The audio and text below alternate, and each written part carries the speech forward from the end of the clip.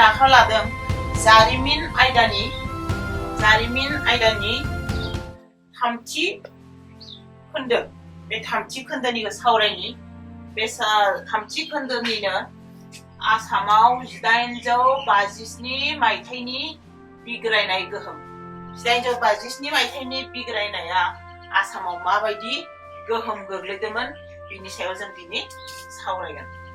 दा अब्ला जोङो नायदो 1857 मायथाइनि जिथु बिग्रायनाय।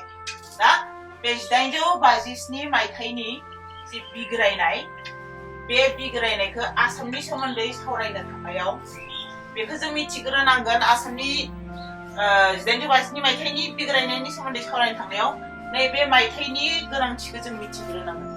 1857 मायथाइयाव भारतआव मा जाथाय जादोंमोन? मिथिबायना? भारतआव 1857 मायथाइयाव मा जाथाय जादोंमोन? बे 1857 मायथाइनि जिथु बिग्रायनाय, बे बिग्रायनाया भारत जारिमिनाव मोनसे जांख्रिथायनि गोदान मुगा जागायदों। गोसोआव दंना नोंसोरो? 1857 मायथाइनि बिग्रायनाया मा बिग्रायनाय? 1857 मायथाइनि 1857 मायथाइनि बिग्रायनाय, बे बिग्रायनायखौनो मा होननानै मिथिगौ जोङो? सिपाहि बिग्रायनाय। बे सिपाहि बिग्रायनायखौनो भारत जारिमिनाव मा होननानै मिथिगौ? उदांस्रिनि गिबि दावहा। गोसोआव दंना? उदांस्रिनि गिबि दावहा। बे मायथाइनि आगोलाव इंराजफोरा भारतआव फैनानै भारतारिनि सायाव माबायदि सोबख'फैदोंमोन, भारतारिखौ बोरैहाय थगाय थसि खालामनानै जादोंमोन, बेफोर माखासे जाथायनि उनाव मा जाबाय? 1857 मायथाइयाव भारतारिया सिरि मोनखांबाय। जेन'बा जे इंराजफोरा फैनानै भारतनि सायाव माबायदि थगाय थसि खालामफैदों, बेनिफ्राय बोरै जों उदां जानो हागोन, बेखौ भारतनि रायजो राजाफोरा साननो रोंबाय। दा बे जि बिग्रायनाय, बे बिग्रायनायाव सिगांग्रो भारतनि सिपाहिफोरानो बाहागो लाजेनदों। बेखायनो बे बिग्रायनायखौ मा होननानै बुङो? सिपाहि बिग्रायनाय होननानै बुंनाय जायो। दा इंराजफोरा भारतआव मा मायथाइयाव हाबफैजेनदोंमोन? माब्ला फैजेनदोंमोन? भारतआव नाय, जोङो बे आसामनि सोमोन्दै सावरायनो थांनायाव गिबियावनो इंराजफोरा माला फैजेनदोंमोन, माबोरैहाय भारतआव जायगा लाफैखो, भारतनिफ्राय फैनानै बोरै आसामाव हाबफैनो हाखो, बेनि सोमोन्दै जोङो मिथिग्रोनाया गाहाम। दा अब्ला नाय, 1600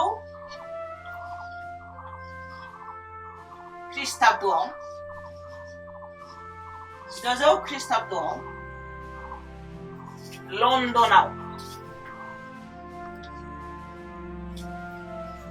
लन्दनाव मोनसे आफाद दादोंमोन। बे मामोन? मा कम्पानि मोनसे दादोंमोन, जायखौ जोङो मा होनना मिथिगौ? East India company. गोसोआव दंना? इस्ट इन्डिया कम्पानि ना? 1600 ख्रिस्टाब्दआव लन्दनाव इस्ट इन्डिया कम्पानि मोनसे दादोंमोन।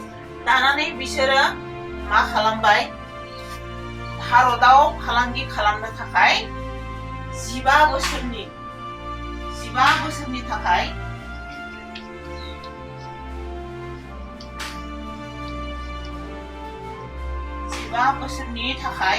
मा खालामबाय? भारतआव फालांगि खालामनो ओंखारबाय बिसोर। ओंखारोब्ला अब्ला बिसोरनि रानिया जाबाय रानि एलिजाबेथमोन। मिथिबायना? गोसोआव दंना गैया? रानि एलिजाबेथ। रानि एलिजाबेथ। दा बे रानि एलिजाबेथनियाव बिसोरो बिथोन लानानै 15 बोसोरनि थाखाय भारतआव फालांगि खालामनो होननानै बिसोरो भारतआव हाबफैजेनबाय। भारतआव हाबफैजेनना बिसोरो सुरात बन्दराव हाबफैनानै बेफार फालांगि खालामजेननो बिसोर जायगा लाफैबाय। बेनिफ्राय फैनानै मा जाबाय? गोसोआव दंना गैया नोंसोरा? 1757 मायथाइयाव पलासिनि दावहा जादोंमोन। दा बे पलासिनि दावहाया सोरनि गेजेराव जादोंमोन? गंगनि नवाब सिराजुद्दौला। नंगौना? बंग'नि नवाब सिराजुद्दौला आरो रबार्ट क्लाइभनि गेजेराव जादोंमोन। दा जायोब्ला नुबाय जोङो बै मायथाइनि जिथु बिग्रायनाय बे दावहायाव सोर जेननायसै? बंग'नि नवाब सिराजुद्दौलाया जेननायसै। बेनिफ्राय मा जाहैबाय? इंराजफोरा देरहाबाय, रबार्ट क्लाइभआ ना इस्ट इन्डिया कम्पानिया देरहानानै लासैनो बेयाव जायगा लाजेननानै बंग'आव जायगा लाजेनना पलासि दावहानिफ्राय बंग'आव जायगा लाजेननानै भारतनि दाब जायगाखौ बिसोरो गाग्लोबनानै सोरखौबा लोगोथि बानायनानै सोरखौबा आरो बायदिसिना खान्थि बाहायनानै जेरै मोनथाय गोमा खान्थि, साम्रायजोबादि खान्थि बेफोरबायदि बाहायनानै बिसोरो भारतनि माखासे रायजोखौ गावसिनि दखलाव लाना थांजोबदों। दा बिनिनो 100 बोसोर उनाव मिथिबायना 1757 मायथाइनि पलासि दावहानि 100 बोसोर उनाव 1857 मायथाइयाव भारतनि रायजो राजाफोरा सानखांनो हमबाय इंराजफोरनि गाग्लोबनाय सेग्लाबनाय बिसोरनि थगाय थसि खालामनाय बेनिफ्राय भारतआ बोरै उदां खालामनो हागोन बा गावनि हादोरावनो गुबुन रायजोनिफ्राय फैनाय गुबुन हादोरनिफ्राय फैनायनि सिगाङाव बोरै जों गलाम जाना थागोन बेखौ सानखांनानैनो मा जाबाय बे 1857 मायथाइनि बिग्रायनाय बे बिग्रायनायखौ जागायजेनदों। मिथिबायना? दा अब्ला दुलाराय भारतआवनो बे बिग्रायनाया गोसारनायाव जोंनि आसामावबो गोसारखांफैबाय दे। जोंनि आसामावबो बे बिग्रायनाया गोहोम गोग्लैफैबाय। दा बे गोहोम गोग्लैनायाव बांसिनै जोङो नुबाय जे आसामनि माखासे रायजो राजाफोरा गोसो मोदोम जिउ होनानै मा खालामदोंमोन? बे बिग्रायनायाव बारसोमदों। दा बिदिनो आसामनियाव जिथु सिपाहि बिग्रायनाय बे बिग्रायनायखौ दैदेनदोंमोन सोर दैदेनदोंमोन? जोंनिया मनिराम देवान। नोंसोर मनिराम देवाननि मुंखौ बयबो मिथिखागौ एबा खोनाखादों। अब्ला नायदो जोङो 1857 मायथाइनि बिग्रायनायनि गोहोमनि सोमोन्दै जों दा बे आयदायाव सावरायनाय जासिगोन। दा बे बिग्रायनाया मानो जागायखो? मानो जाखांखो? बेयाव जों गिबियावनो बुंनो नांगोन ब्रिटिशफोरनि साम्रायजोबादि खान्थि। ब्रिटिशनि साम्रायजोबादि खान्थि। बे साम्रायजोबादि खान्थिनि बेरेखायैनो आसामनि रायजो राजाफोरा रागा जोंखांनानै सिगांग्रो बिग्रायनो लादोंमोन। दा साम्रायजोबादि खान्थिया जों मोनबाय मोनथाय गोमा बिखान्थि। नोंसोरथ' मिथिखागौ मोनथाय गोमा बिखान्थि।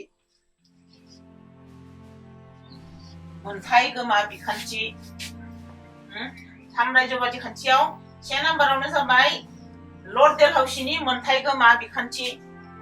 बेनिफ्राय आरो गंग्लायारि लोगो खान्थि। बेबायदि खान्थिजों आसामनि माखासे रायजोखौ बिसोरो गावसिनि सिङाव लाना थांदोंमोन। दा मोनथाय गोमा बिखान्थि होनना बुंब्ला मा मिथियो? मोनथाय गोमा बिखान्थिया माखौ बुंनाय जायो? मिथिगोन ना? मोनथाय गोमा बिखान्थिया जाबाय जायफोर राजाया गावहा निजा फिसा फिसौ गैया, बे फिसा फिसौ गैजायै राजानि रायजोआ जेब्ला राजाया थैगोन, राजा थैनायनि उनाव बै राजानि रायजोआ मा जानांगोन? इंराजनि आखायाव थांनांगोन। बेबायदि खान्थि बिसोरो बाहायना लाफैदोंमोन बे मोनथाय गोमा बिखान्थिनि गेजेरजों। बे बिखान्थिखौ दानानै मा खालामबाय बिसोरो? राजाया जुदि फिसा फिसौ गैयाबा बे राजाया जेब्ला थैयोब्ला बिसोरनि रायजोआ इंराजनि आखायाव थांनो नांगोन। बे खान्थिखौ लर्ड डेलहाउसीया दाफैदोंमोन। गोसोआव लादो, लर्ड डेलहाउसीया बानायफैदोंमोन थारमाने बे मोनथाय गोमा खान्थिखौ। बेनिफ्राय नायदोलाय गंग्लायारि लोगो खान्थि। खायसे रायजोखौ ओरैबायदि खालामबाय बिसोरो फैनानै मा खालामफैबाय? जाय रायजोआव हाबफैबाय बिसोर बे रायजोनि राजाजों लोगो जाफैबाय।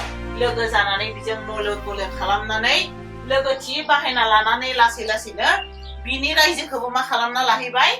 गावनि रायजोजों सरजाबना लाहैबाय। गावनि रायजो माने गावसोरनि इंराजफोरनि जिथु रायजो बिजों सरजाबना लाहैबाय। बेबायदि गंग्लायारि खान्थिखौ बाहायफैदों। बेबायदि बाहायै आसामनि माखासे रायजोखौ बिसोरो सेग्लाबजोबना लाबाय। दा बेखौ नुनानै आसामनि रायजो राजाफोराबो दुलाराय भारत नाङै जानाय जिथु 1857 मायथाइनि सिपाहि बिग्रायनाय बे बिग्रायनायखौ आसामावबो मा खालामफैबाय बरायबाय बा आसामाबो बे बिग्रायनायखौ इंराजनि बेरेखायै बिग्रायनो आखाइ लानायसै। मिथिबायना? बे बिग्रायनाया 1857 मायथाइनि जिथु बिग्रायनाय। दा अब्ला बे बिग्रायनायखौ फोसावजेननायसै 1857 मायथाइनि 10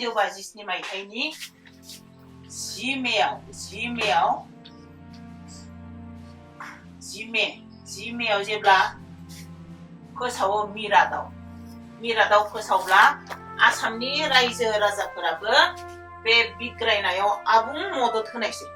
आबुं मदद होनानै मा खालामबाय बे 1857 मायथाइनि बिग्रायनायखौ गोहोगोरा खालामबाय। 10 मे खालार खालि जेब्ला मिरादाव बे बिग्रायनायखौ फोसावदोंमोन अब्ला आसामनि रायजो राजाफोराबो बे बिग्रायनायखौ बरायनायसै एबा आसामावबो सिपाहि बिग्रायनायखौ सोमावसारनो थाखाय आसामनि रायजो राजाफोराबो थांखि लानायसै। दा बे बिग्रायनायखौ दैदेननो लादोंमोन बा दैदेनदोंमोन नायदो जोङो मुगल सम्राट नैथि बाहादुर शाह, कानपुरनि नाना साहेब, माराठा दैदेनगिरि तान्त्या टोपी, झान्सीनि रानी लक्ष्मीबाई बिसोर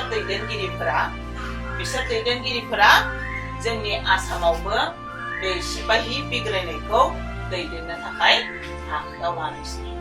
आरो बेनिफ्राय बिग्रायारिफोरा मा खालामबाय नैथि बाहादुर शाहखौ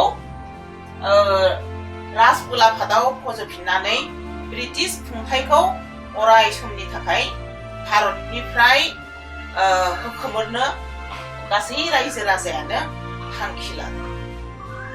बुरलुंबुथुर सेरफाङाव थानाय जिथु माखासे रायजो राजाफोरा बेयाव थाफैनाय जिथु सान्थ्रि हान्जा बे सान्थ्रि हान्जाफोरनि गेजेरावबो बे बिग्रायनायनि गोसोखौ सोना होनानै बिग्रायनायाव मदद खालामहोनानै जे इंराजफोरनि जिथु खुंथाय राहा बे खुंथाय राहाखौ अराय समनि थाखाय होखोमोरनानै आसामावबो सिगांनि जिथु आहम राज फोलेरनि खुंथाय राहा बे खुंथाय राहाखौनो गायसनफिननो थाखाय आसामनि रायजो राजाफोराबो थिरांथा लादोंमोन। बेयाव सीतागन्जनिफ्राय फैनाय सान्थ्रिफोरा एसे गोजोननाय गैयि खालामनो नाजादोंमोन होनना बुंदों। बराक सेरफाङाव सीतागन्जनिफ्राय फैना थाफैनाय जिथु सान्थ्रि हान्जा बे सान्थ्रि हान्जाफोरा गोजोननाय गैयि खालामनो नाजादों। दा सा भारताव जेब्ला बिग्रायनाया जागायजेनदोंमोन आसामाव अब्ला ब्रिटिश सान्थ्रि हान्जानि मोननै रेजिमेन्ट दंमोन। मिथिबायना? मोननै रेजिमेन्ट जोंनि आसामाव दंफैयोमोन। बेयाव महा दंमोननाय डिब्रुगड़आव दंमोन सेथि आसाम लाइट इनफेन्ट्रि। डिब्रुगड़आव थाफैदोंमोन मोनसे रेजिमेन्ट, बे रेजिमेन्टआनो जाबाय सेथि आसाम लाइट इनफेन्ट्रि।